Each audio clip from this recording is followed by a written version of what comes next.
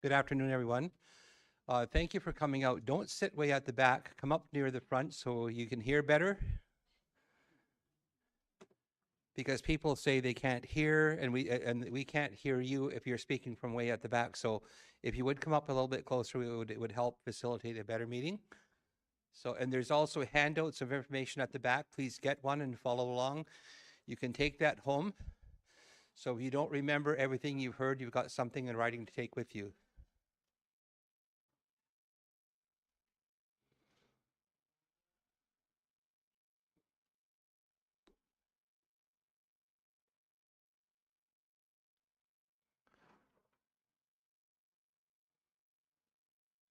And there's handouts at the back of information which will be on the slides today that Dan will be presenting.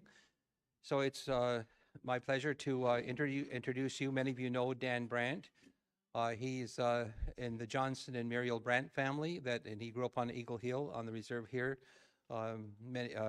He's during his childhood and has lived here for many years off and on. He's had an extensive work experience working in the government and also at the Assembly of First Nations. And so he's a consultant, and we have contracted with him to conduct the Culberson survey. During our community meetings, people asked what was going to happen with the land and the settlement, and they said, let the people decide. So what we wanted to do was to have a very open and transparent process where people from the community could be consulted and put forth their ideas on both the land and the money. And so there's been, I think, a 12% participation in the survey, according to what council's heard. And Dan is here today to present the findings of that survey of community members, both on and off the territory.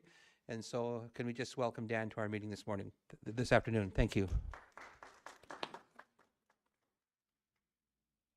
Thank you, Chief. And yeah, I didn't get applause last night, so this is a little bit different.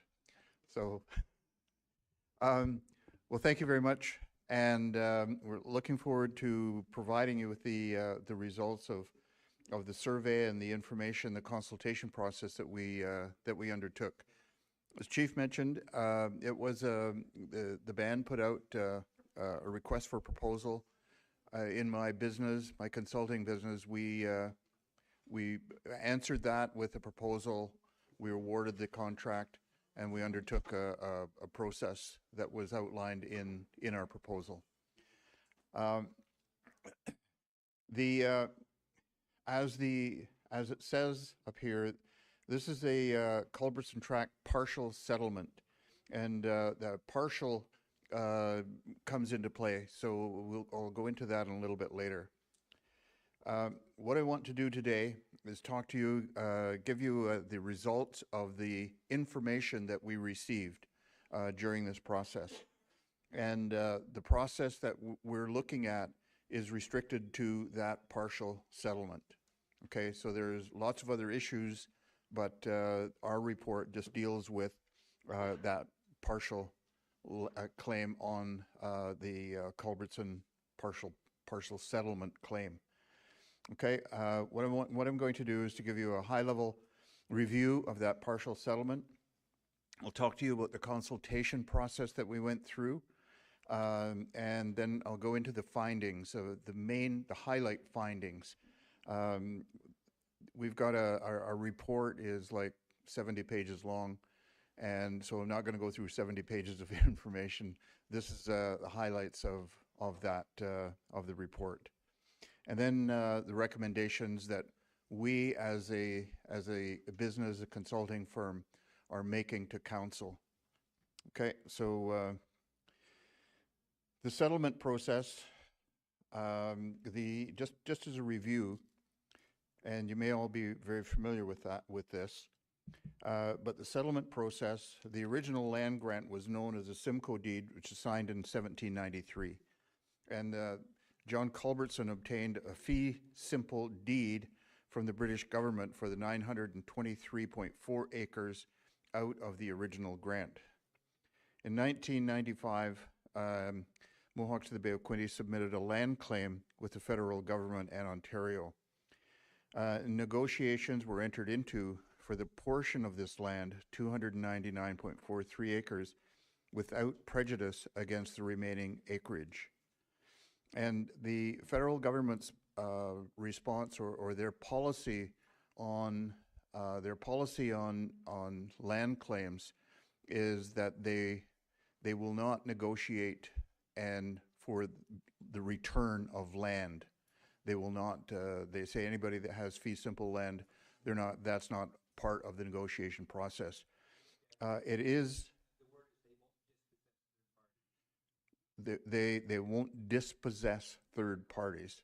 The effect is they won't deal with anybody who has, unless it's a willing seller and a willing buyer.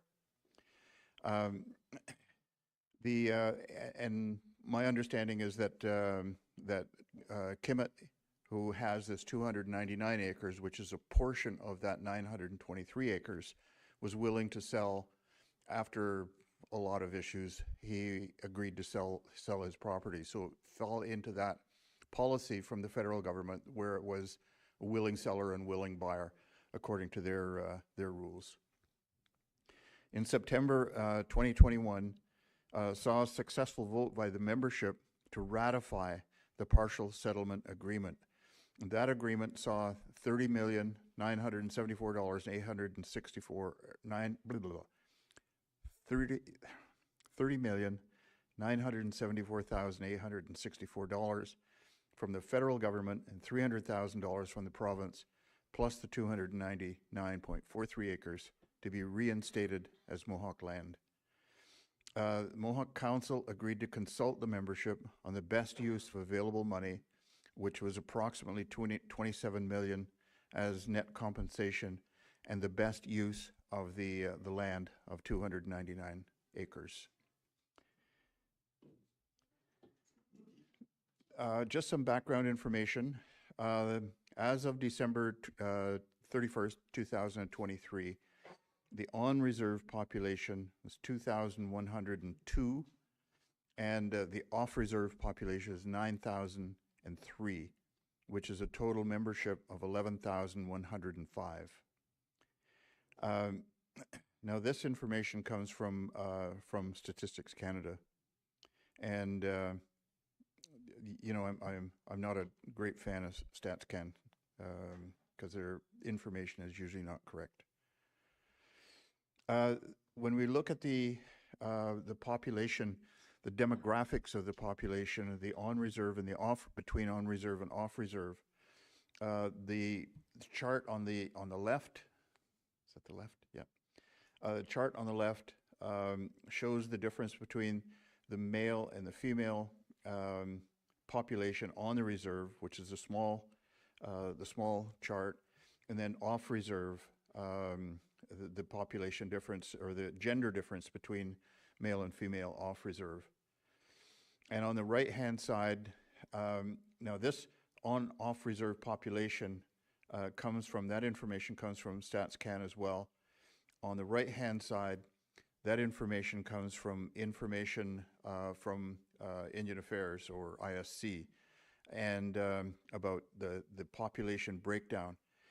And on this one, it shows that the majority of people on the territory are between the ages of 50 and 60. When we look at this population pyramid for First Nations across the country, we normally find that line with the most is usually down quite a bit to like under the age of 30, which means that the population is growing even more. As the years go on, that shift goes up and up, goes up and up and up. So the people who use the demographics for information look to see where the population base is. And the population, it looks like from 0 up to age 50, the population is pretty static. It's straight up and down. So there's kind of a general numbers of people in those age categories. Oops. Now the consultation process that we undertook and I'll just go through this just again as background. Step one, there was a letter that was mailed out to the membership announcing the consultation process. And in that letter, my phone number, my personal phone number was put on that letter. And I received a number of calls, quite a few calls. There were over 7,000 letters mailed by the administration office to the members. And I don't have the number of letters that were returned because of faulty addresses. People have either moved or changed or not informed. Quick story. A number of years ago, we did this. I did this for another project with MBQ. Whoops. I didn't do that. It just does it automatically. And we sent letters out. And on that, when we sent the letters out, we sent a return envelope with the postage, so the postage would be paid when we got it back. So it was a survey. People were supposed to do the survey, stick the thing in the envelope, mail it back. We'd pay 50 cents or whatever it was when it was returned. Somebody from the US taped that on a whole big box of material and sent it back. So we ended up paying for postage for a great big box of stuff that came back. Never would have thought of that in 1,000 years, but ingenuity. Anyway, that's a little anecdote there. So we don't know how many letters, but we do know that there were letters that were returned. And keeping up to date with the addresses is an ongoing issue at the band, of keeping track of who has like up to date addresses. Alongside of that, on the letter that was mailed out, there was another letter that was mailed out with the survey. I'll go into that in a second. But on that letter, there was an email address that said culbertson@dbrant.ca, where people could email information or email request for information or whatever. And there was a specific phone number that was dedicated to that project as well. And so that people, if they didn't get information, or if their family got it and they didn't, they had a way of getting a hold of us in order to get the information. Step two, there was an electronic survey that was developed and then asked a number of questions and provided some options. And we contracted Deloitte as well, a major firm, one of the biggest audit and management firms in the country, to work with us on the development and the implementation of that survey instrument.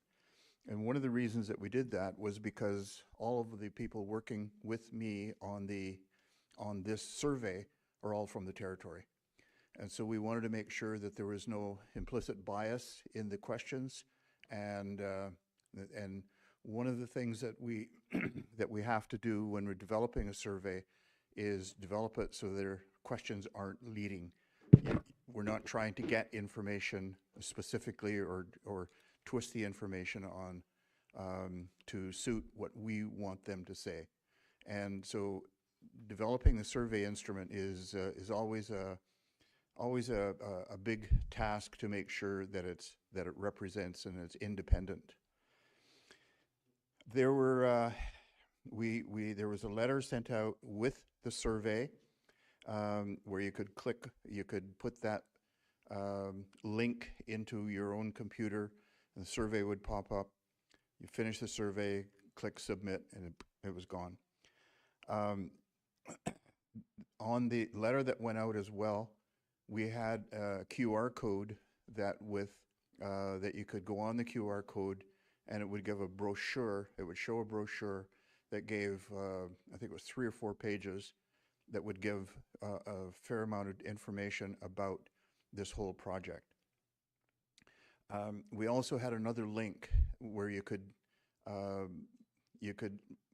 put that into your computer as well, and there was a video that we had to show where the land was and the extent of the land. And the video was like 2 minutes long. Um, we had hard copies of the survey that were available at the administration office, and with the telephone numbers, if people wanted us to mail them a survey, we could do that. And there were 1,142 people started the survey, 906 completed the survey. Now, when we take away the number that of people that were returned, or the surveys that were returned, that's when we can determine the exact number of the percentage completion. Normal completion of a survey of this type, where it's an electronic survey that you mail out, is anywhere between 5 and 30%. If you get a 30% is an unbelievably extraordinary return. 5% is acceptable. Our survey, we received about a 12% response. In the survey analysis, whenever you're looking at survey sampling, the surveys, if between those numbers, it represents, well, in other words, if we had 100% of people responding to the survey, the answers wouldn't be much different. They may be a little bit different here and there, but essentially they would be the same across the board. So 10% sample is usually a really good sample in order to get how people are feeling and thinking about any particular issue.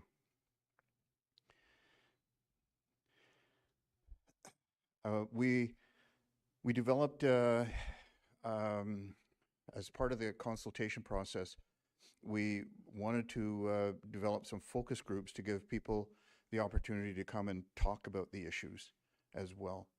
The focus groups were set up at the library and for on the territory, and the focus groups, the advertisements were put in everybody's mailbox. We did that through the post office and asked them to put a flyer in everybody's mailbox on the territory. There were 9 different focus group times that were offered, and over 3 different days. We had like a focus group at 10 to 12, at 2 to 4, and then at 7 to 9 on 3 different days. And of those times, 65 people attended those focus groups. When the survey went out, one of the questions that we had in the survey was, because it went out to all over the country, if people would be interested in a focus group in their area. And we were anticipating going to certain areas. We thought beforehand, there were a number of people that live in Toronto, a number of people that live in Ottawa, a number of Hamilton, London, that there may be a number of people. We did not get the response back for that. We didn't get like a whole whack of people from any one of those areas that said, yes, we'd like to be involved in the focus group. So we changed that to virtual town hall, so that we could offer their comments, or we could take their comments into account from all over. And we set that up for 3 different days, and we advertised it again with a letter going out to the membership. And all of this was also put on social media, it was put on the MBQ website.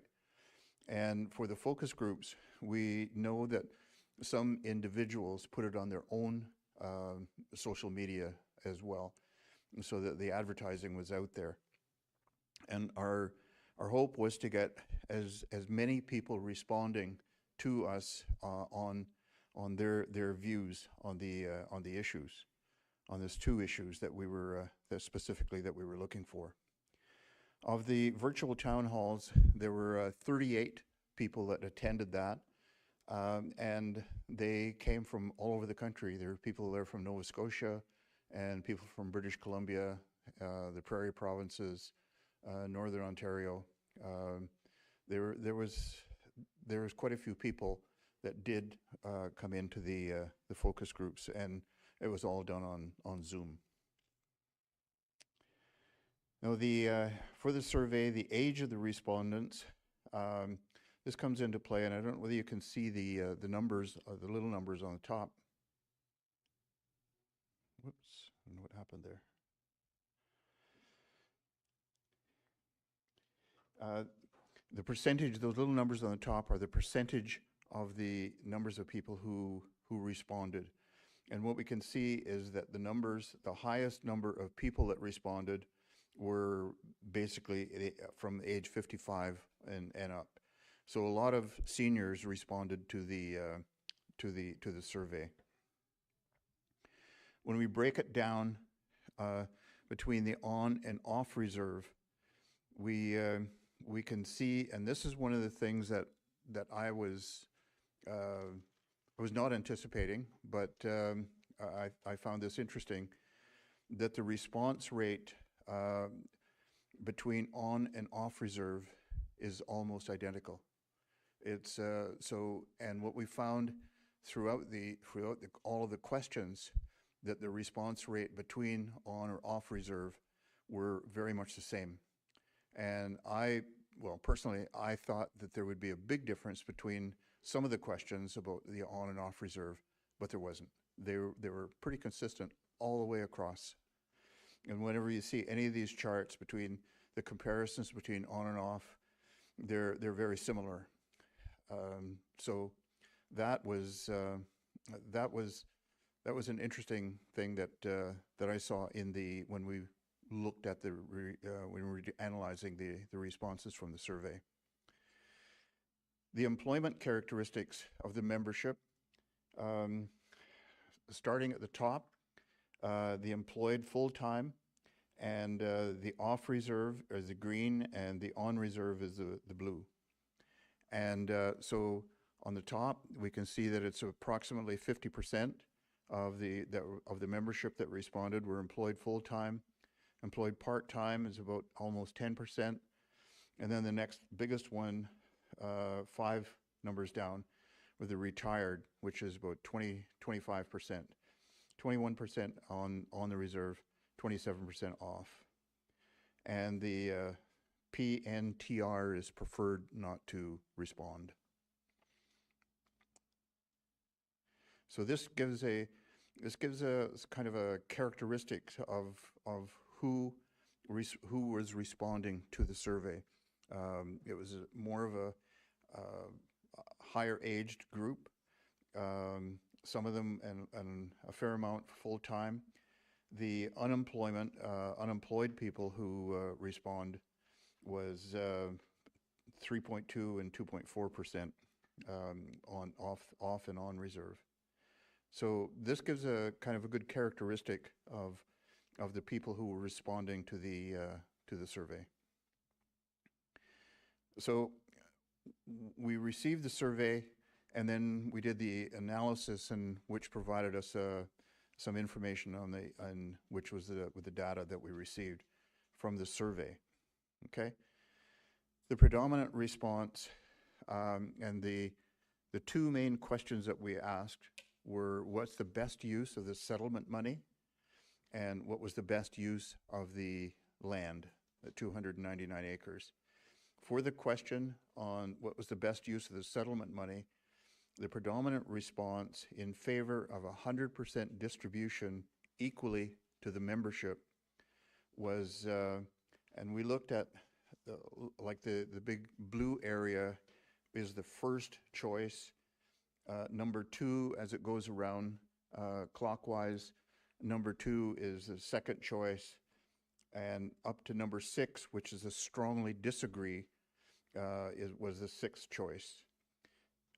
Normally in analysis like this, we combine the strongly agree and agree with, so number 1 and 2, and it comes out to 61% of the people who responded to the survey said they would agree to the distribution equally to the membership.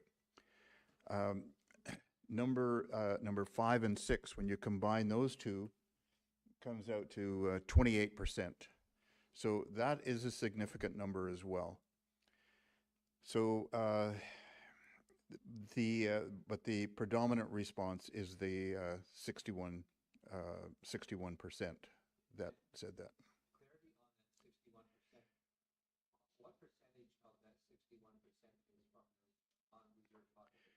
Well, in the detailed analysis that we have, again, the response rate between on and off the territory was almost equal. There's very little difference in the response. And again, this is where I thought the off territory people would be largely saying, we want the money, and the on territory people would have a different view. But that's not the case. The numbers are almost identical to this, and that's why we're just putting in one. The breakdown is in the detailed report. Okay, but they're very close.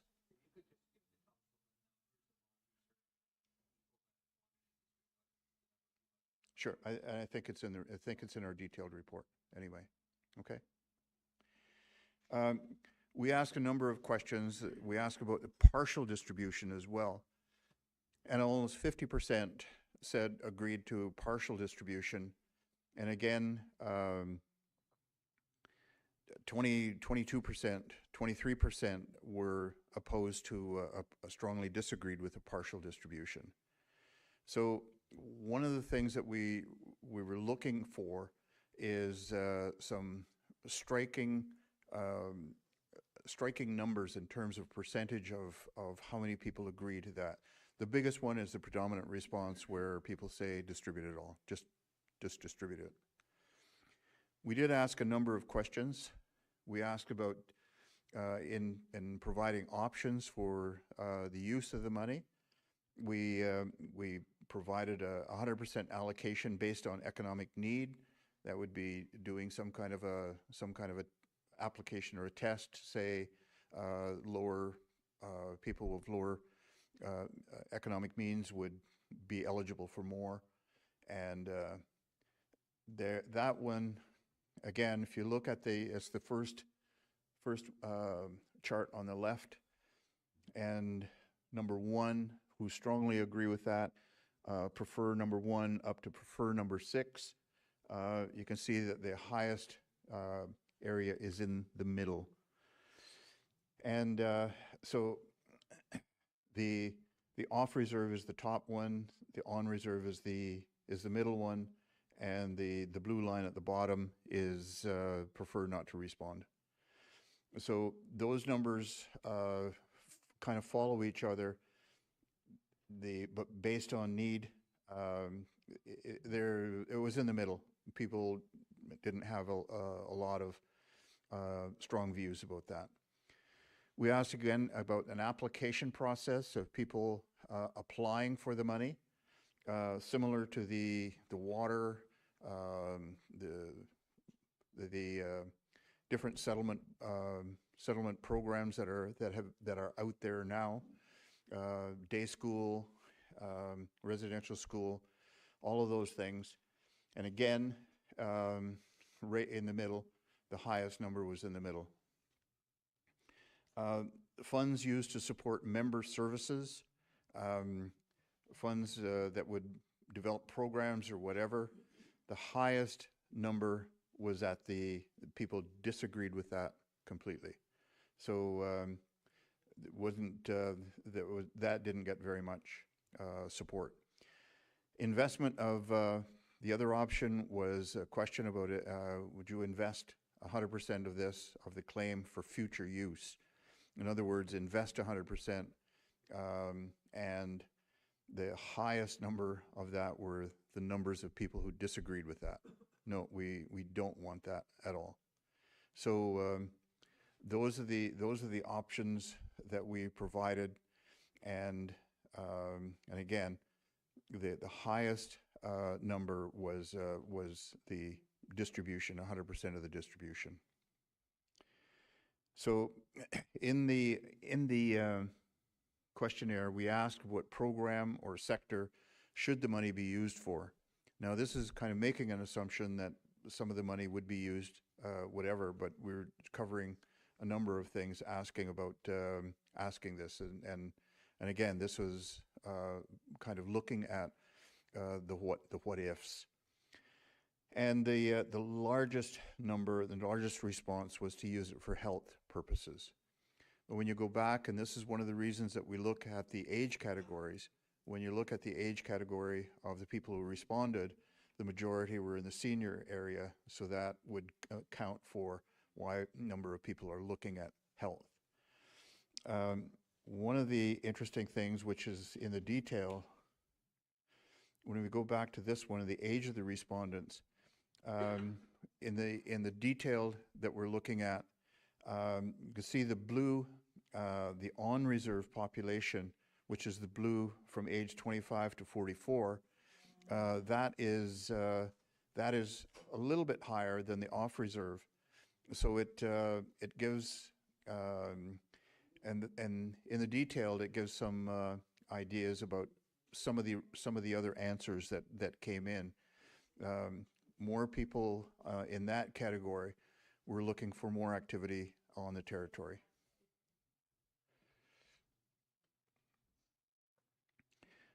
We asked. Sure.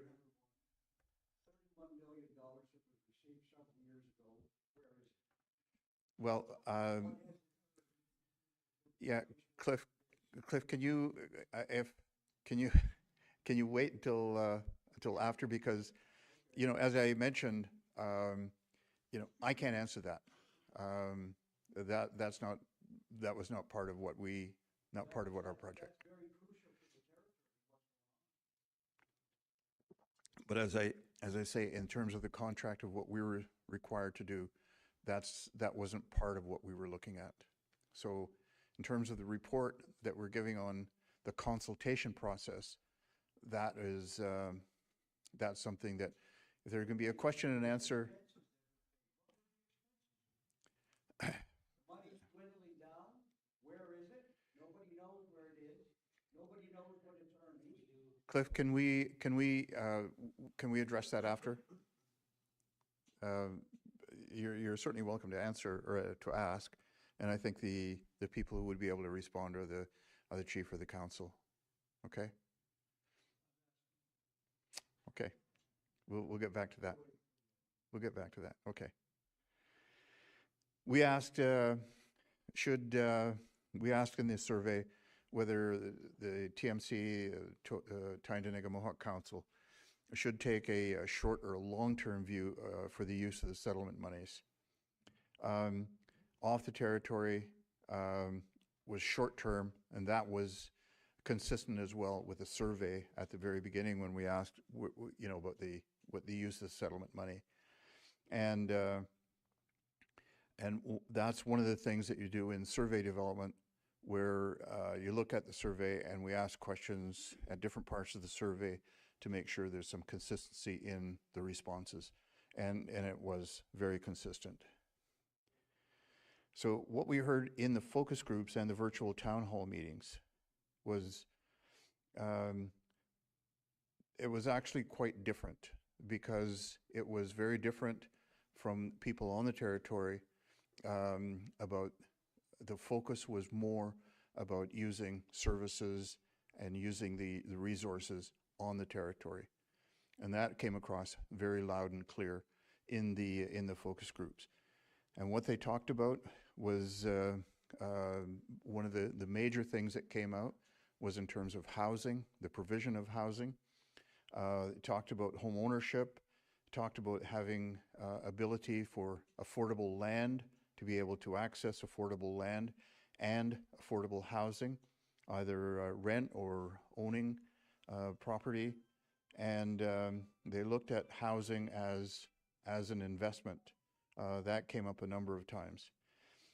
There was some discussion, not a huge amount, but there was discussion about agriculture, about maintaining the historic apple orchard that's on the territory, and also using the entire acreage for food sovereignty. And that was a discussion that came up a number of times as well. The service facilities, people talked about service facilities, about the necessity of having like a convenience store, or restricting the land use to small or light commercial. People said no gas stations, no cigarette or pot shops, and providing a number of options for the variety of small businesses to be able to access some of that area for use on that property. Most often heard comment that we heard from the focus groups, again, was the need to remember future generations. And there's where the differences come in between the on territory and the off territory, is that on the territory people were looking at services on the territory and also the future generations on how to make sure that this fund and the land was used, remembering future generations in mind. People talked, and there were some pretty strong statements about investing is a must, either through services, economic endeavors. I remember getting one phone call where somebody said, build a casino and make all kinds of money. So there were different economic endeavors and proposals that were proposed. There were, with respect to the food sovereignty, there were more passionate responses about use of agriculture and the necessity for agricultural activity on that land. The biggest one, though, came back to housing, and people talked about using housing either on like having a lot, to purchase a lot to build their own house, or having affordable housing. So mixed use of the property, and but also augmenting it with small commercial or business and some agricultural activity there as well.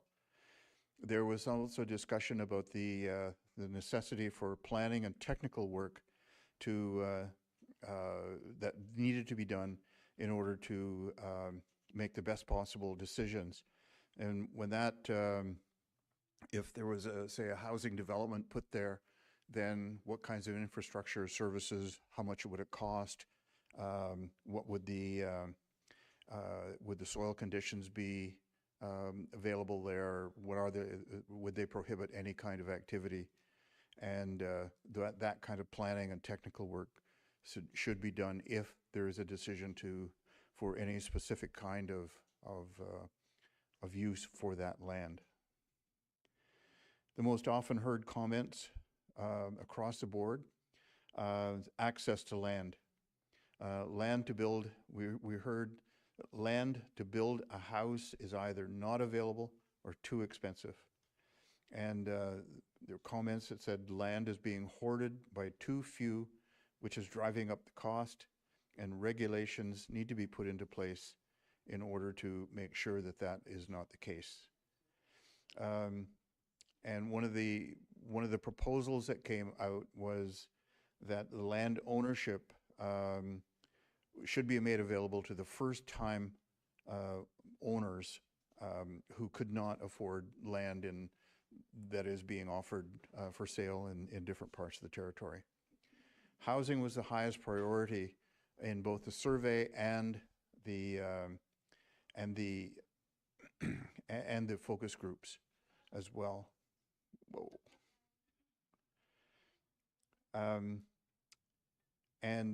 Membership looking for more options to rent or own and support for everybody.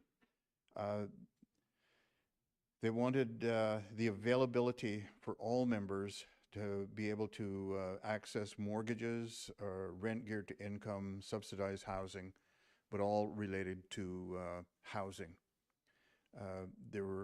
We asked one question we asked on the survey, and it was specifically geared to the people who live off the territory, is their intention to move back to the territory. 30% said no. So had no intention at all.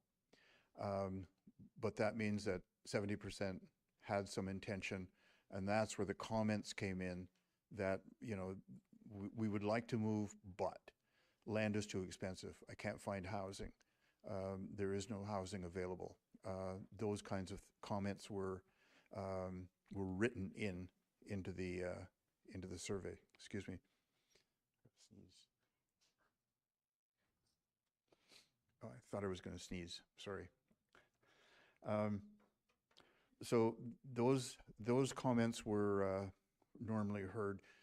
The overall people in the focus groups were pretty focused on having the services on the territory and for the community. Whereas the across the board in the survey, it showed something different, and even the people from on the territory who responded to the survey responded similarly that that they were looking for short-term results, dividing up the money. But the people who came out to the, as I say, came out to the focus groups had a very different opinion, and we're looking at services on the territory. So our recommendation in a consulting report, we normally, based on the information, the data that we had, our recommendation to TMC, and again, the high-level recommendation, was distribute some of the money. There's a lot of people that could use even a portion of that, and invest the remainder so that there can be future distributions. And develop a multi-use plan for the use of the land in question, affordable housing, light commercial, agriculture, that can be built, that can all be built into a multi-use plan. You have to determine the infrastructure requirements, whether there's water, sewer available from running up from the town, and or what would it cost to put something like that in place. And also develop a policy for land use specific to the Culbertson Tract, with a priority for first-time homeowners and having an equitable purchase of the land. There were a number of other recommendations that we put forward. These ones are the main ones that we put forward. So that again is a high-level outline of the consultation process that we undertook. And again, 2 comments. One, this is for the partial settlement of the 299 acres only. And secondly, our the report focuses on that portion, the settlement of that portion, and not on the larger issues with respect to claims or or the other parts of the money. Excuse me. Now, I would ask you as well, if for questions, because this is live streamed, if you could just go to the microphone so people who are listening to this at home or on YouTube can hear your questions. Because when you ask them from where you're sitting, people can't hear you. And from this session last night, we did get some complaints about that. People called in and said, we didn't hear you. You could hear me, but you couldn't hear any of the questions. You couldn't hear any of the responses. And so that is if you would do that, that would help a lot.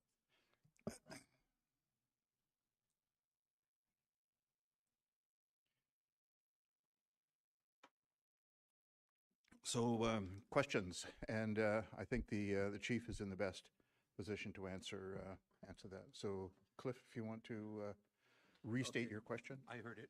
No, I know, but the people at home didn't. Okay, anyway, I was asked about where the money is invested. The Culbertson funds that have been received by our trustee are invested in a bank account at the Bank of Montreal, and it's earning 5% per annum. And Cecil Capidia, our finance director, will send me the number, the up-to-date bank statement to let us know how much it has earned, but it's earning 5%. The reason why it is invested is because we need to see what the people want done with the money, and that's what this survey is about, to inform the council of what the people's responses were in terms of what to do with the money and the land.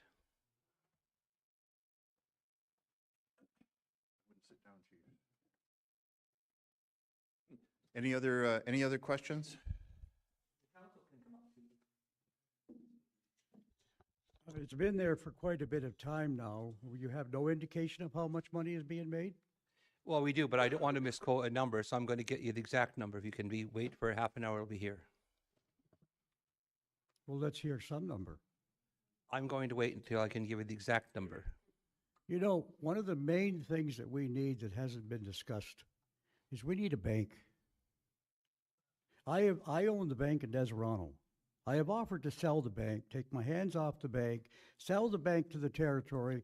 Within 3 months, it could be open and people could be borrowing money. People could be putting money in the bank. They could be gaining interest. And the benefit would be here for the entire territory. Yeah. We have presently over $200 million coming in yearly to the territory right now in business alone. Not what the band gets, just what the business generates. Over 200 million. Where are they putting it? Where is it going? How is it benefiting people? It needs to be dealt with. It's invested with BMO Nesbitt Burns on the instructions of the council.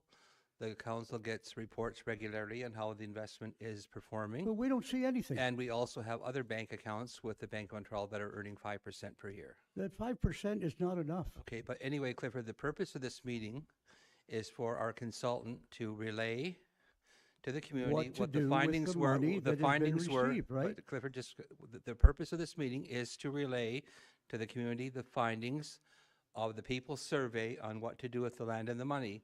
And unfortunately, having our own bank wasn't one of the things that were identified by the people. So this is the people's survey. The people are telling us what they want. So the council's here to listen to what the people's views are. And Dan is here to share the findings of that survey with the community. So, but can I stand there? Sure. So you just said this is the people's survey, but I was at the meeting last night and it was very clear this is not the people's survey. The people were not in consultation in the creation of the survey.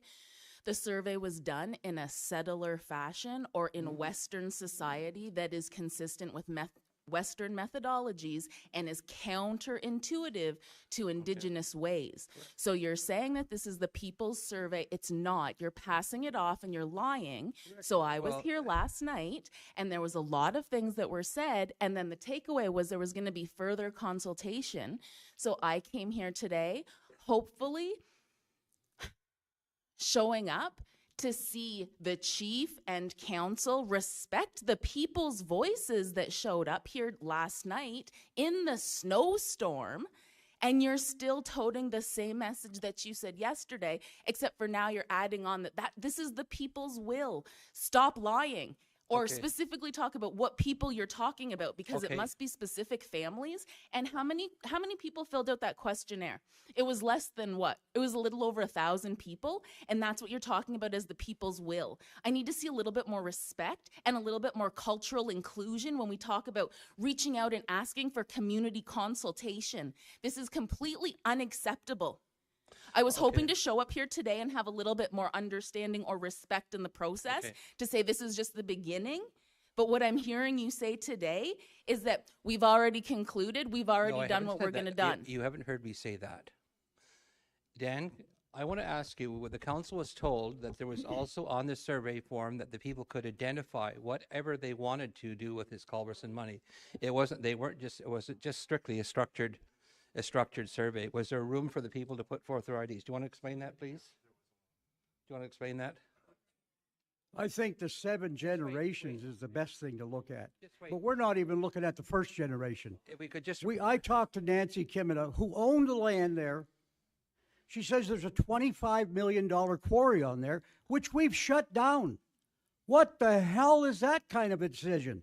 When we could be making money on a daily basis there, we're getting nothing. I asked to open up that business, and that business wasn't even mentioned here in this conversation. Yeah, you should open it. Somebody should open it. That's my job that I've been doing for several years, is crushing. And why isn't it open? That's what my question was. $25 million And he it's told worth. me that the people do not want that money That's and wrong. that land That's going wrong. to the Okay. The The reservation. people are not being heard here on the That's right. territory. That's what I'm Clear. saying. And you're building housing that they Here. can't afford because there's no high-paying jobs here. Okay. And you won't let there be high-paying jobs. I came to you guys to start up a business to give people here the land that is from the land and high-paying jobs where they can afford these $500,000 homes that you're building. You turned that down just as well, and you said that the people have to make the decision. So now I'm here today because you seem to not want them to have benefits, pension plan, all this stuff that people like myself that's worked my whole Okay. life hard to give to my people. Okay. And you told me it was the people's decision. It and in is. this whole conversation, I never heard you once talk about those millions of dollars or the land that can go back to the land. Okay, the question was, is it a people's survey? Let's deal one thing at a time. There was room on that questionnaire for the people to respond to what they wanted. Do you want to explain, Dan, the survey form? Wait just a second. Linda Lewine said that she has lived in this community for how long, Linda? How long? Say it out loud. She's lived in this community for 63 years. Do you have any family members that don't know how to read or write? Do you have any family members that a computer or writing something down would be an obstacle or a barrier, Linda? But did you help all of them? So the thing is, though, is that not everybody has someone like you to advocate for them, but everybody has people like that in their family that can't read or write or access internet or computers. And that was one of the reasons that we had the telephone number where people could call and explain and ask for that kind of help, which was available. And also just in the survey form as well, we asked about putting had areas where people could write in what if it's not included in the options that we provided, give us some other suggestions. In the questionnaire, Barb, Dan is answering your question, if you care to listen. Oh, Kristen, Dan was answering your question. Do you want to, I don't think she was listening.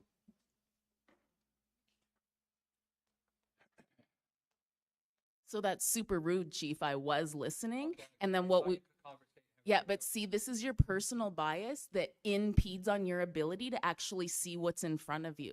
So thank you for trying to isolate me, shame me, and point me out personally on a YouTube thing for the entire community. Thanks for making sure you got my name right. Super disrespectful, man. And this is exactly what I'm talking. And you wonder why people don't come out and have their voices heard, why they don't talk to you. Dan, do you want to explain that the survey again? Because I don't Just think people answer could the hear, question. please. Why do people not want to move back here? No water, no sewer, no banking, no roads, no accountability. Why would they want to move back here? It's pitiful. It's pitiful what's going on here. Dan, do you want to explain the survey, please? Let's so everybody hears it without interruption, please. okay. The survey, as I mentioned, was set out so that people could respond, and was set out so that easiest way to undertake a survey, rather than doing a lot of handwriting and giving your ideas and your opinions, is we provided options people could check off, but there was also areas where you could write in anything that you wanted, anything else that you wanted. Now we had a lot of discussion about how to engage as many people from the territory as we could, and we decided on focus groups that are inviting people to come and talk. And as I mentioned, the people who did come and talk had very different views of how the survey, the people that checked off the thing.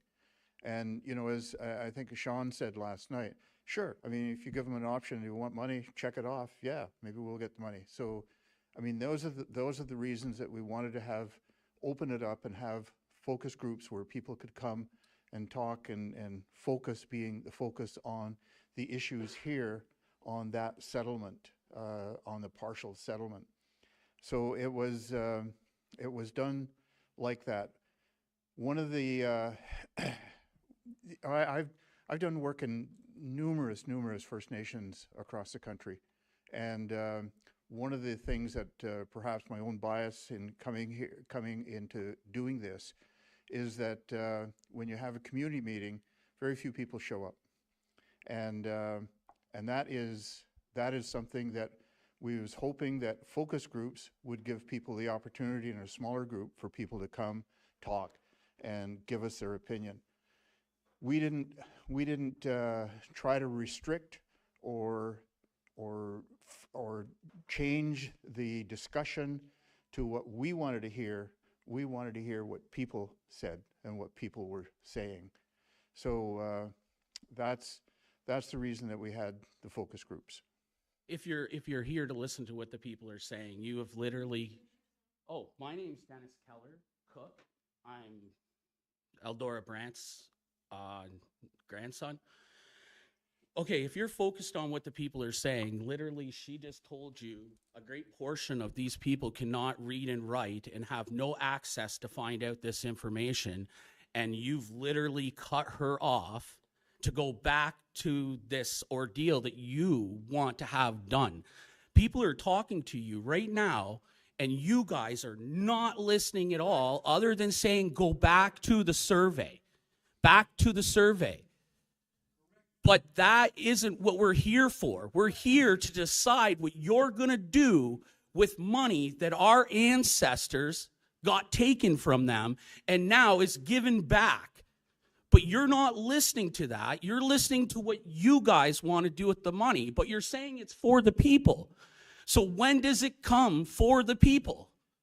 What, when you decide it's for the people? Or when somebody comes to say that this place, like the res, is giving away millions of dollars to material, like around your building, those little tiny stones that you paid for, millions of dollars. How about to bring that road up to grade? You paid for that to Thomason's or Acon or Miller, somebody that's off the reservation. You're giving our money away instead of high wages to your own people that I presented to you, and you turned me away saying, well, you should have got the memo. I'm here standing in your office, and you're telling me what I'm telling for the people isn't good enough. But the ones that don't have an education and stuff like that would get heavy equipment training and everything through my business, which I laid out for you, and you shut me down, where the point is I said, I'm here to help the people, and I can turn my ass and walk it out of this office as fast as I walked it in there, and you wanted me to walk out. And this is why I'm here today, and I didn't show up last night, because you're not here to listen to the people. I know that you want to start your own quarry business on the Culberson land. That was presented to council, and council Start a business to help the young that are coming up to need heavy equipment operators and stuff like that. That's what it's for, to pay them $30 an hour plus. To make money and put the land, the money that you're spending off of this reservation, back into the people so they can afford these $500,000 homes you're building that they can't afford. So you're talking about housing for everybody, but you're talking about housing for the people that have money to build these houses to rent to your people that can't afford them. So how are you justifying what you're doing for your people when you're making it too hard for them to afford it? There is a lot of controversy about having quarries on the reserve, which is what I told you in my office. You told me that because of the legislations, but it's the people. No, it's the people. Yes, you make up the rules. The people shut down that quarry. The people Wait, shut pause. down. This is not a personal thing. We're not going to talk about personal issues here. I think what the issue is that there was community that had ideas about the money, and that they just wanted to be able to have an opportunity we understand that. to talk about it in different ways. And then as you keep talking about the outcomes that you guys had us vote on, It's not the community outcomes. And then we show up here and then you use the people's words against us. You say, this is the survey of the people. It is. No, it's not. If it was, it would be done and it would be culturally appropriate. It would have strategies in place to actually reach culturally competent people. It would understand that the environments you create as Mohawks of the Bay of Quinte cannot create safe space for your employees. So there's a specific reason for the lack of engagement in community, and that is what needs to be addressed. Not what you need to do with the new money that comes in, because you can't even do anything good with the old money that you got. Well, I don't know if everybody agrees with that, but a lot of people enjoy having water and better roads and education. Okay.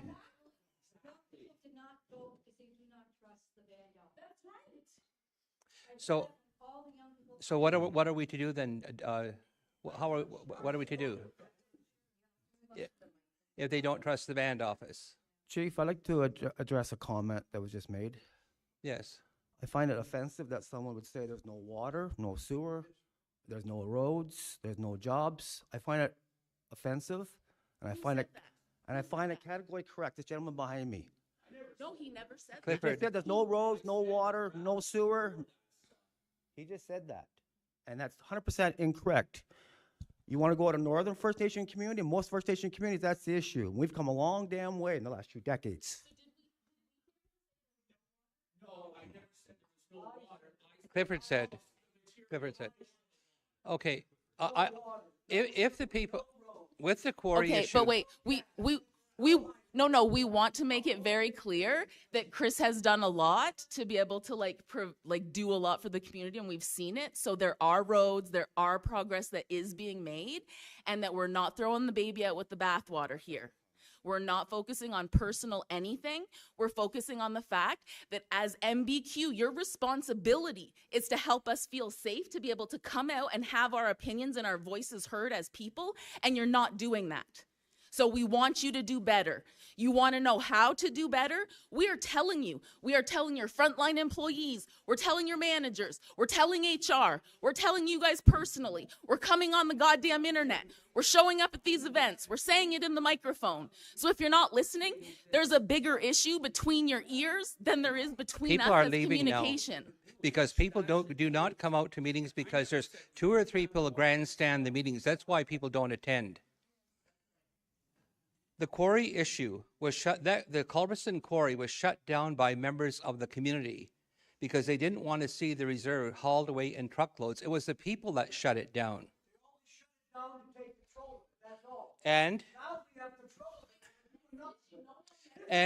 I didn't. And if the people decide there's a quarry there, say that. Everybody, but we need to hear more from more than one person. I didn't ask to take the dirt off the reservation or ask to use it. I asked for all these things you guys need to put into the reservation, like the roads, the sewer, stuff like that. That's what I asked to produce the material for. And I so understood I that. had a home base to take the rest of our people across Ontario and crush everywhere to give them all high-paying jobs. Yeah, the band. So was- this way they can afford these houses and everything else that's being built that they can't afford.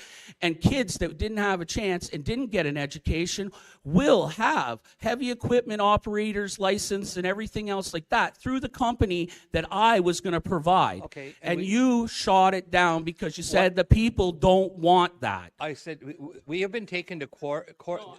Members have taken the council to court. The police service have been lobbied a number of times and called the quarry sites to prevent and break up community member protests over quarries operating on the reserve. What I told you was that members of the community, many of them do not want quarry operations. But that should have been brought to the community, And so it we was as a and it was community brought to could have council. had an input. And I took it to council, the request that Mr. Cook made, and the council said they wanted to consult, look at that as part of this Culberson discussion. We heard that you're interested in that. You were never told you couldn't do it. You were told that there was a process that had to be followed. It wasn't just come, and I said, you cannot just come to the chief's office and ask for it to be, and I told you I did not have that authority to give you the permission to do what it was you wanted to do.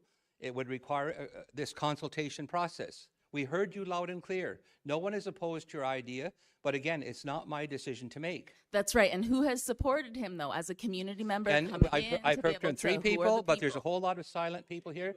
Give these other people a chance to be. Can the other people of the room also have a chance to be heard? There's 2 or 3 people dominating the meeting. There's other people here who have voices. I'd like to hear what they have to say. Their opinion counts too. Then give them a chance to be heard.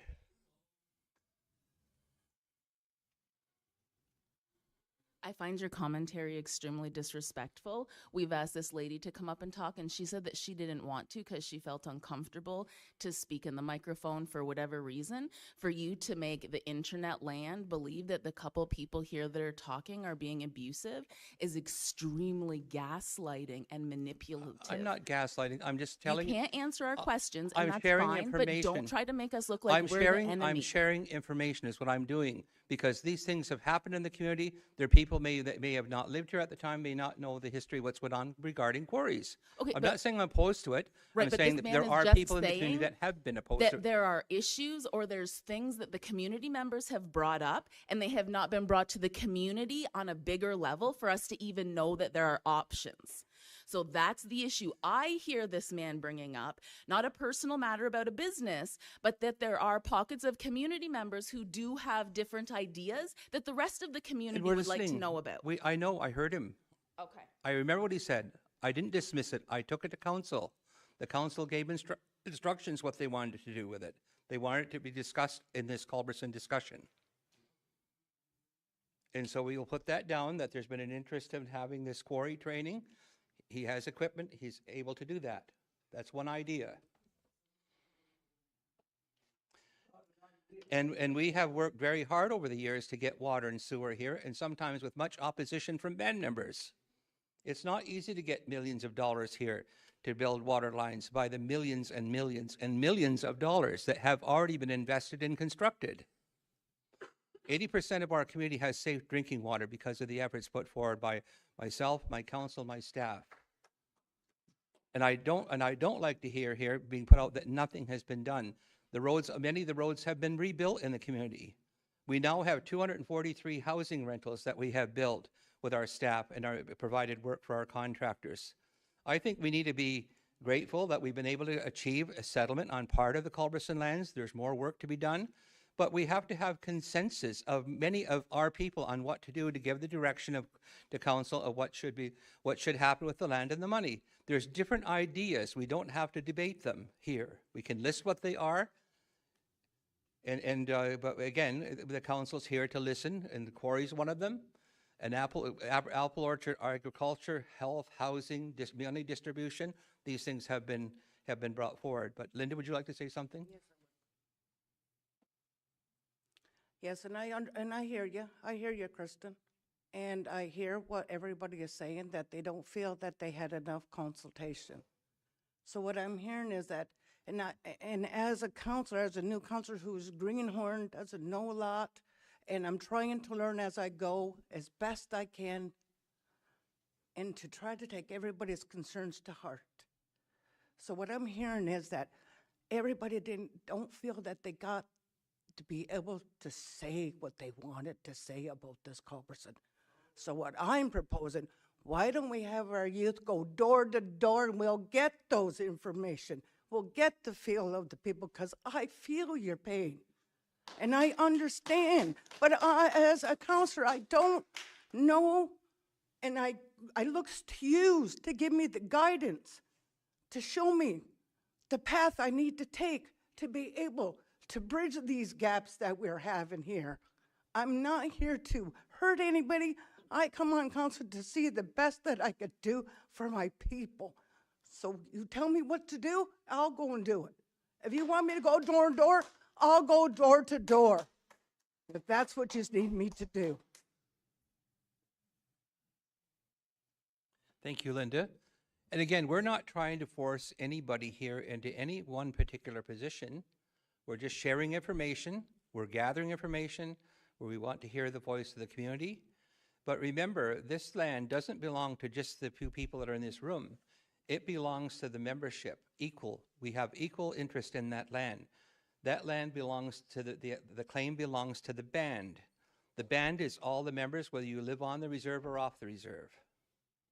And that's why we have to consult them.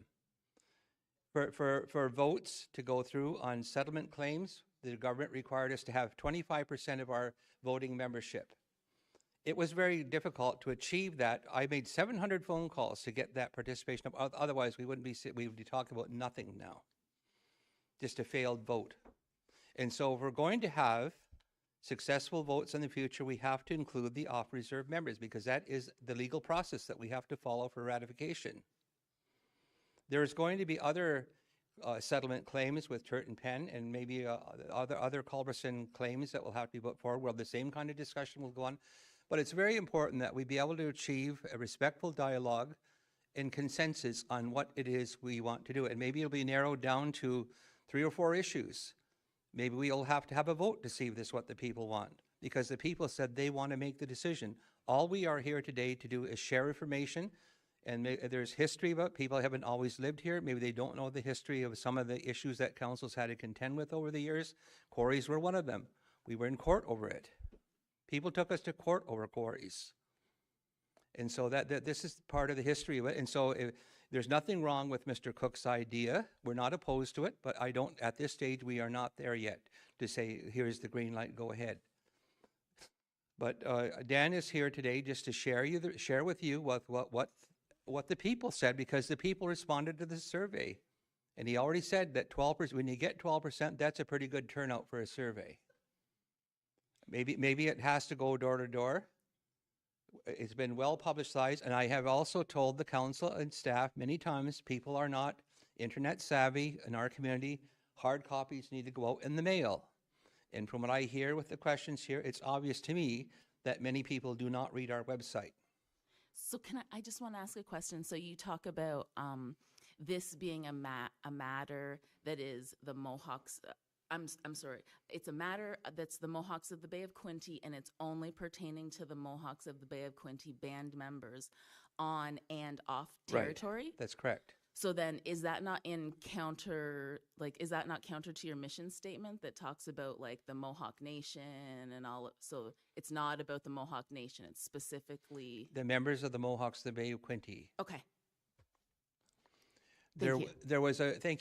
Thank you, Kristen. And there was an 1893 order in council passed at the same time when the land was set aside, and it was for the Mohawk Indians who settled at the Bay of Quinte. Hi. Hi there. Sorry, I'm like 2 feet tall. I just have a question in regards to the findings, specifically these slides. So one of the slides, if you go back to it, states that some of the members are looking for increased health services. Where is that reflective in your slides and your information back to us as far as mental health, addictions, just physical health for our seniors, our young people, those types of things? There's nothing in here. It's only about housing. Can you move over to the mic and say it again? Yeah. Where So- is it included? On your one slide, it says that there's an interest in increased health services. Right. So you can go back to that slide. You could probably find it. In your, what is this called? In your slides here, it does not show anything about increased health services as far as addiction, as far as mental health services, as far as youth, senior, health services physically, anything like that. We've only seen housing, so I'm just wondering where that plays or sits in. Yeah, no, as I mentioned, the information that we provided here was sort of the highlights. And when we get into the details, we can provide you with that breakdown. With the raw data that we have, we can go into those specific questions. If there's a specific question, I can go into the raw data and find out like how many people on reserve answered that question, how many off answered it. Because it was just the highest percentage of people asked for the health, and you guys are focused all on housing. No, housing was the most was the issue that came up the most. But there were issues on there were issues that people talked in with respect to health and health services. We did not break down into which health services, whether it was mental health, long-term care, PSWs, whatever. we didn't break it down into that. We didn't provide those kinds of options. So will that be a survey that comes out after? It could. So that would be something that chief and council would do, and would we have a say as the people to be able to say where we want that money to go? Well, Or would it just be one or the other? Would it be housing, or would it just be health? Well, see, the issue or the conundrum that we run into is if you get into really finite details like that. I mean, those are the kinds of things that you could do in a health survey, which we've done in another community, and we go into there, and actually we did go to door in that community.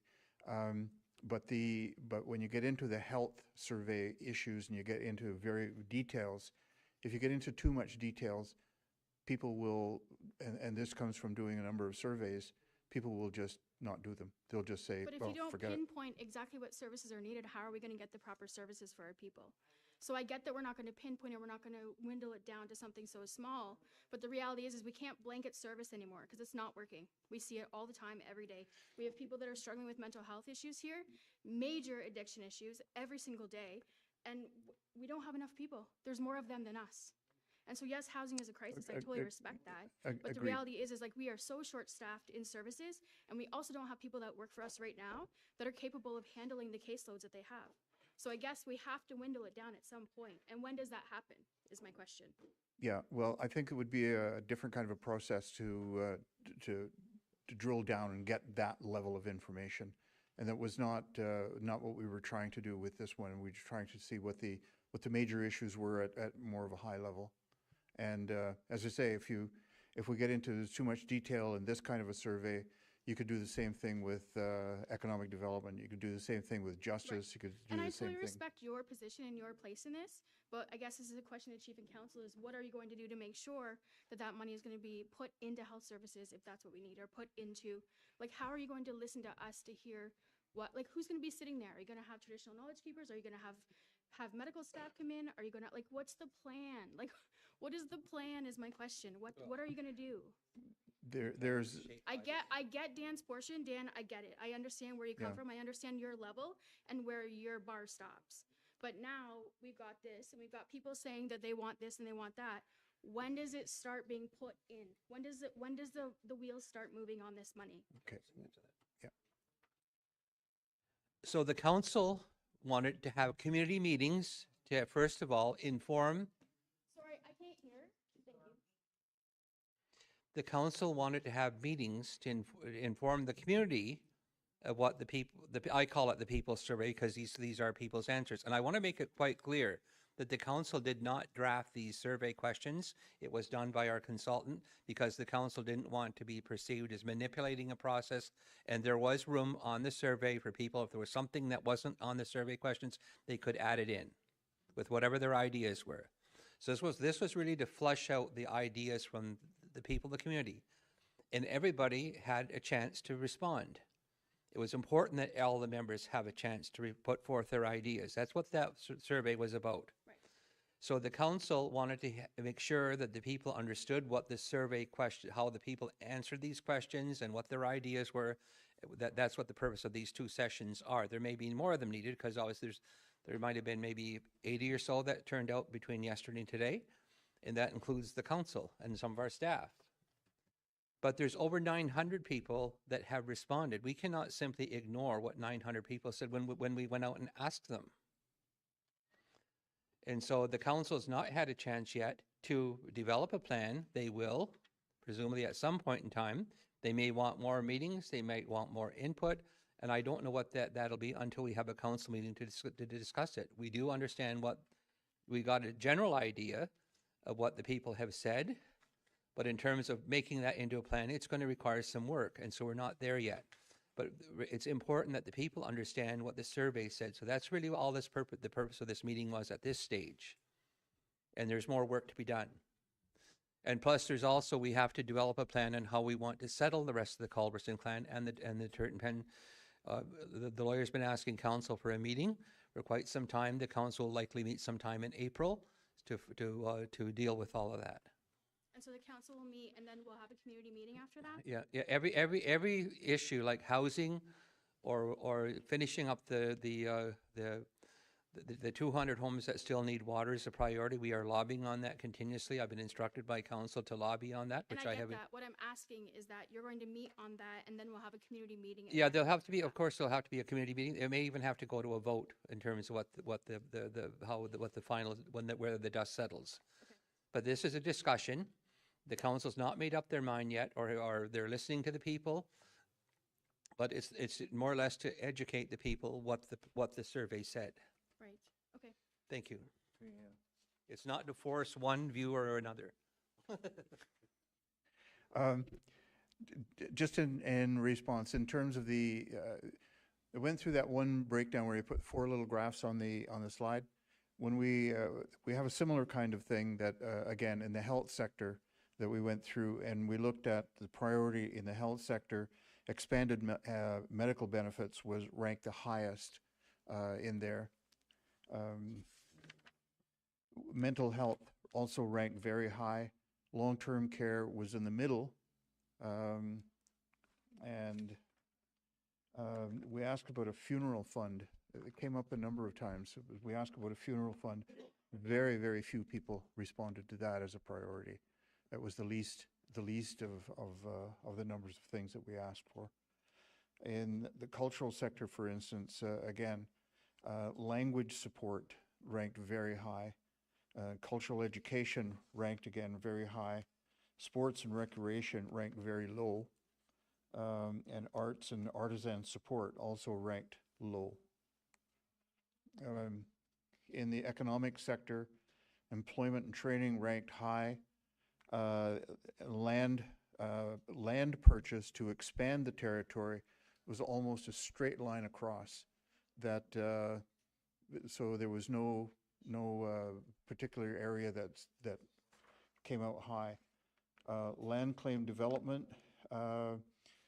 was near the bottom as well, and having an expanded loan fund was again very low. And remember that 1 to 6 in that we asked in the questions. Expanded loan fund ranked about number 6. Business development, again, pretty straight across the board. Not very many, no ifs, ands, or buts about that. Water was very high in terms of the infrastructure. Housing, the chart is number 1, and then it drops off and goes right straight across. So almost everybody ranked housing as number 1 in for the 900 people that responded to the question. Land protection and environment, again, not very many people thought that was a high priority. Water was a very high priority. Roads was right near the very end as well, number 6. Is that high or low? This is low. Low, okay. That's high. And sewers and water was middle of the road. No pun intended. Sorry, I just have one more question. So, Chief, would you be able to give us a projected date or time? No, not at this point. Okay, so we're just going to sit on this for again? No, because obviously there has to be discussions with many people. I don't know what their schedules are. Council will have to have a number of meetings about it, and I don't want to project at this time. Because this is what happens is we sit on stuff and then we get a new council and we have to start all over again. So it's like we're constantly the just waiting council- and waiting is what I'm asking. So I'm asking, and I think the community is getting frustrated because we don't have any set dates. So we don't know that you're consistently working on it or focusing on it. It's just moving and sitting. No, and moving and the sitting. council will have to schedule a number of meetings to focus on this, but right at this stage we're at is simply to get the people to inform them what the survey said. Right. The So when council did this heard, survey come out first? When did we hire Dan? What year? we hired him last year. And we're just getting the results now.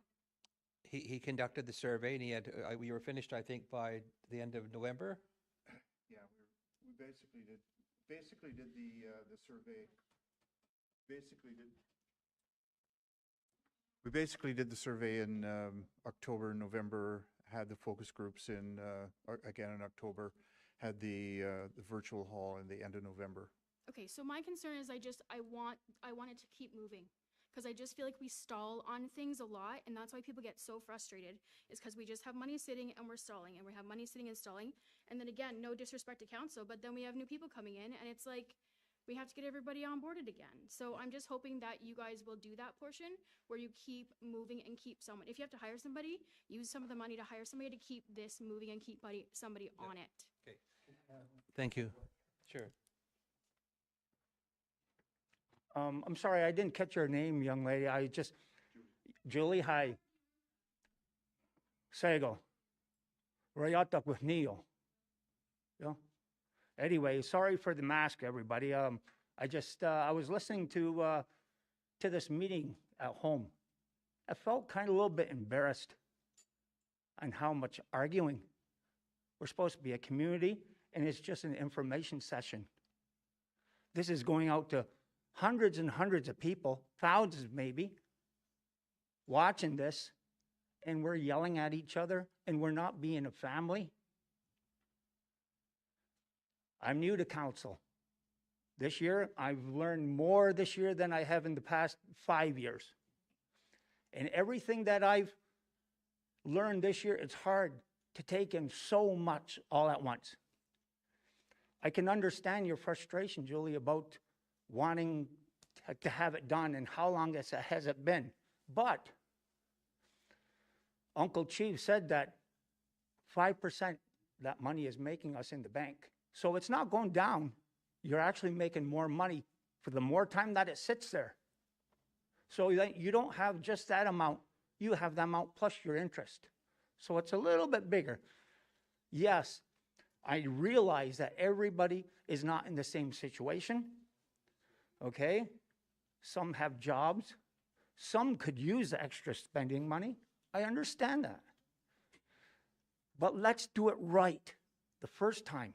Let's not make a mistake by rushing.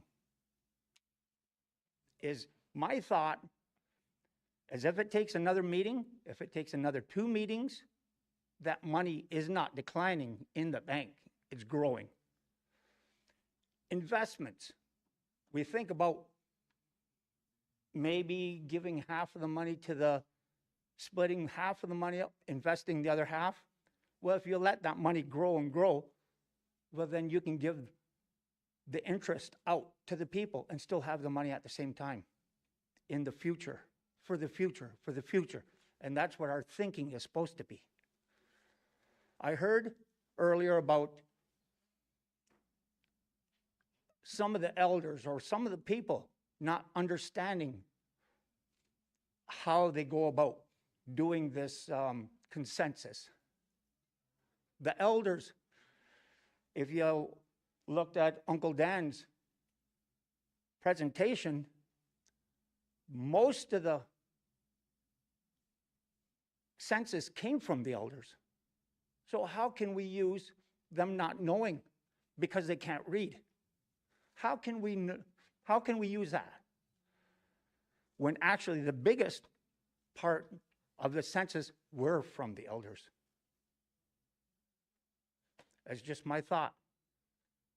I'm new, and I could be wrong. But that's me speaking from my heart. We need to be a community and not pointing the finger at the next person because your ideas are different than mine, or my different ideas than his or hers. That's all I have to say. Yahweh. Absolutely. I absolutely respect that. I also feel personally that me and council are on completely different pages, actually completely different books, in the sense that the financial portion where, yes, I get the money is sitting in a bank account making money, but the people aren't getting any better. We're not improving, and we see it. What and do you we hear mean by it. not getting better? Or is somebody sick? Our unwellness in this community, our mental health services. I have asked for mental health services for my son, and not only did I get them, then they were canceled and canceled and canceled. I've asked for services to be referred to outside the community for my son. No one returned my calls. I've had to deal with issues at the CWB with my own personal life being discussed inside the CWB. There's lots of things that are happening. These are all my own personal experiences. But the reality is I get the fact that your money is sitting there making money, but what is it doing for the people right now? And if we keep just letting it sit there and sit there, I understand where you're coming from, and I understand you guys have jobs to do. I totally understand that. But the reality is that we are frustrated on the other side. In the other book, we're frustrated. Okay. And so we're just asking for the understanding. And yes, I agree. No one needs to be yelling and arguing.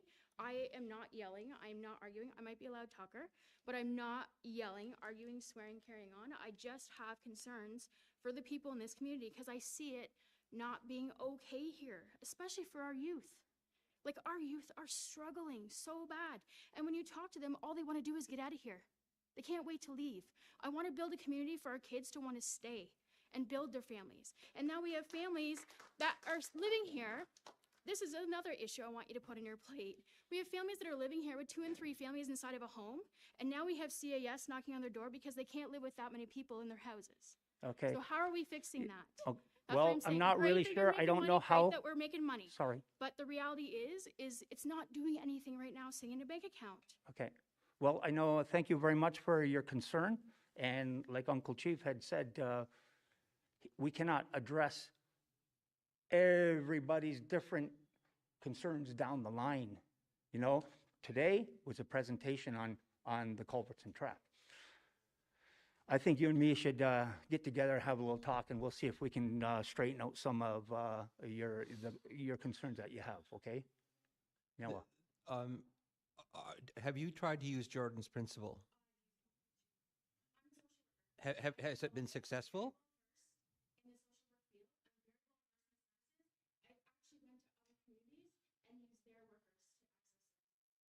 So is Jordan's principle? Did you try to get Jordan's through our staff here, and it didn't work?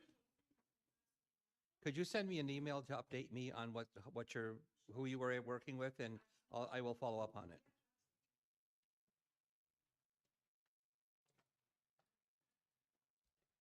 Okay, well, if there are no other questions, then we will, I guess we'll adjourn, but there are lots of issues, and, you know, issues much wider than what we encountered here.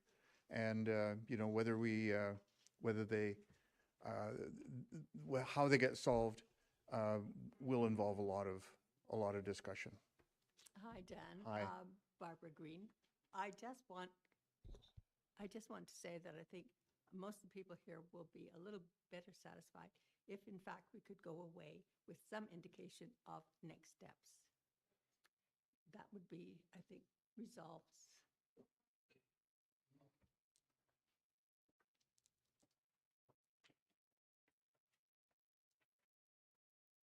So one of the issues that has arisen is that they don't think the consultation may be broad enough. And one councillor has offered to go door to door or have youth go out and do a broader survey. And so that will have to be discussed at council and a decision made. But we've got some of the information here from the survey. We can't ignore that because we did put out a survey and the people did respond.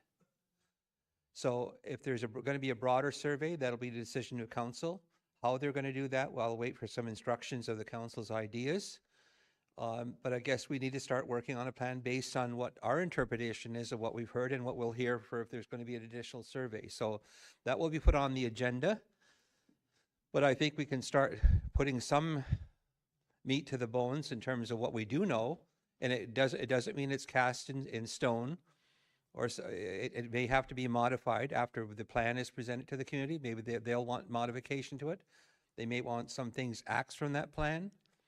We heard the idea from Clifford. He wants the band to buy the bank. We heard the idea that there's training for a quarry operation. We heard that the consultation's not been broad enough, that there are people who are illiterate that may have not participated. But again, Chris is actually correct. It was the elders who responded. It was the younger people who didn't respond. And they have an education, so it was a chance to give everybody a chance to have their say and what they wanted to see done with the land and the money. We're not trying to push one idea above another at this stage. And so it'll go on to the council agenda for both the, is there going to be broader consultation? If so, how will that unfold? And again, if you have ideas, that'll have to be probably taken into account during a broader survey. But again, the people have responded. Encourage, when we have these surveys, it's important to hear from the community. So do your part, but also encourage your family to respond. Instead of waiting till the plan is developed to say we don't like the plan. Be part of the planning process. So I want to thank Dan for doing a good job on the survey. And maybe people didn't understand that they could say whatever it was they wanted. Their suggestions were in that survey, but there was no, it was, some of it was structured, but there was also room there to put forth their own ideas too. And so again, you know, it's the council will take their direction from however what they interpret the people saying here. But there may be other meetings. I'm not opposed to that either. But I think we have to be able to listen to one another with a good heart and a good mind. And I think when people are not raising their voices, we can listen better and we can record better on what is being said. And so I want to thank you all for coming out, and I want to thank Dan for conducting the survey. Let's show him our appreciation. I would like to also thank our staff who helped stuff those envelopes and mail them out. There was over 7,000 that they sent out. 3 times. 3 times. Not once, 3 times. Pay attention to our website. If that doesn't work for you and you want another way for to get, if you want hard copies mailed, our staff are quite willing to do that. But just let them know, let our communications officer, Rebecca Bartleman, do you want to stand up, Rebecca? Just drop her a note to say, I don't work with a computer, I don't have a computer, and she will put your name on a mailing list to send stuff out hard copy. But just let's get the communication going in a very positive way here. And so we're all trying to work very hard to better our community, to get the things that they need, but it takes an awful lot of effort, but it also takes the strong will, but we also need input from the people, because this really is the people's land and money. And it belongs to all of us on an equal basis. And that's the whole band membership. That's why we have to consult the band members. Thank you very much and for coming out, and have a good afternoon, everyone. Thank you.